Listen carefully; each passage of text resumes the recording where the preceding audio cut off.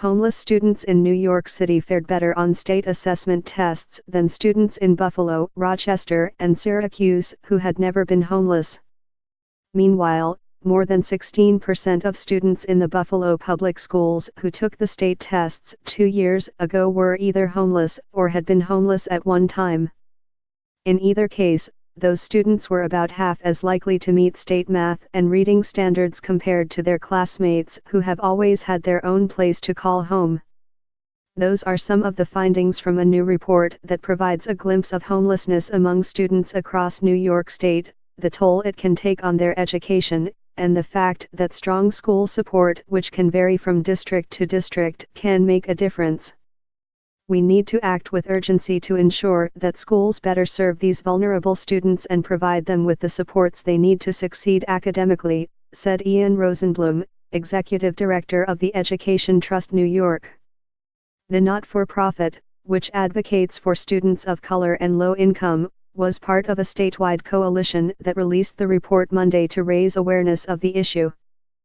It comes at a time when new federal education policy requires states to track academic outcomes for students in temporary housing. Those who live in a shelter are doubled up with friends or family or on their own. The report, specifically, looked at assessment data for grades 3 to 8 during the 2015-16 school year, which showed the extent of the problem. 1 in 10 students who took the tests statewide were either homeless or formerly homeless at some time since enrolling in public schools. That's more than 90,000 students. In Buffalo, it was roughly 16%, or more than 1,900 kids. Achievement gaps: 20% of homeless students in New York State were proficient in reading, compared to 40% of students who had never been homeless. In Buffalo, 10% of the homeless students were proficient in reading, compared to 18% who had never been homeless. Test results reveal stark achievement gaps by race, income in Erie County schools. Results were similar for math.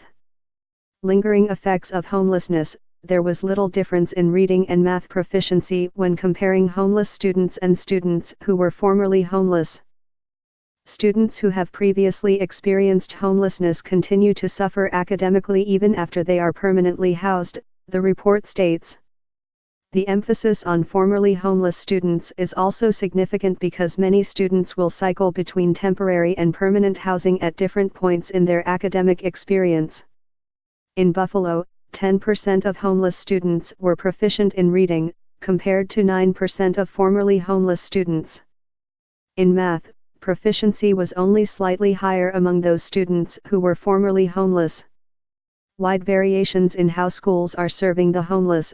Students in temporary housing can do well, which was the case for 164 schools across the state where homeless students did better than the average for all students in reading, and 169 schools in which they did better than average in math. The report pointed to homeless students in New York City, who outperformed students who had never been homeless in Buffalo, Rochester, and Syracuse.